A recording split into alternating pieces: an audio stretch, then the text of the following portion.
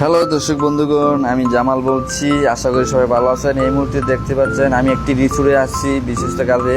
তবে আজকে এই রুমটা আমাদের জন্য দিয়েছে। আমি এখন এই রুমে প্রবেশ করব। আপনারা ফলো করেন। এই রুমটা চাইনারা তৈরি করেছে। যেহেতু আমি মানে রাজধানী সিটি থেকে বিভিন্ন রিসোর্টে অনেক সময় কাজে যাই, তখন পার্সোনালভাবে এই রুমগুলো বানানো রাখছে যাতে লোকাল স্টাফ যাতে গিয়ে থাকতে পারে। তো যার কারণে আজকে এইটার অনুভূতিতে আমি আপনাদের ভিতরে সৌন্দর্যটা দেখাবো অবশ্য কিরকম। তো আমি এখন প্রবেশ করব।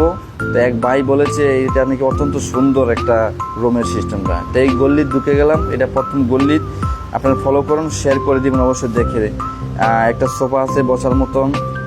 এটা দুই সাইডে করুন, দুই পাশে রুম, দুইটা করে 4টা রুম। তখন আমি আমার এই রুমে প্রবেশ করব। এটা আমার রুম।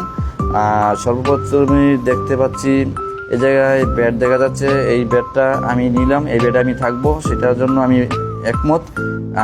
এই জায়গায় কাপড় দেখতে পাচ্ছেন, কাপড় চোপড় রাখার মতন অনেকটাই সুন্দর। দেখেন এই রুমের ভিতরে কত সুন্দর একটি পরিবেশ, আমার খুবই ভালো লাগতেছে।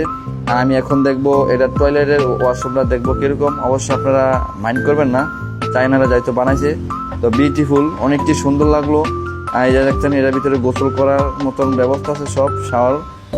এর পাশাপাশি খুবই একটা সুন্দর, দেখেন টিনের একটি ঘরের ভিতরে কত সুন্দর ভিআইপি একটা ফাইলাইটার, একটা সুন্দর একটা এটা বেসিং, হাত মুখ ধোকার জন্য টয়লেটের ব্যবস্থা আছে। কত ভিআইপি একটা সিস্টেম, মনে হয় না এটার ভিতরে ঢুকলে একটা ছোট্ট একটি ঘরের ভিতরে আছে। আপনাদের কেমন লাগলো অবশ্যই লাইক করে, শেয়ার করে, কমেন্ট করে জানাবেন। সবাই ভালো থাকবেন, বাই।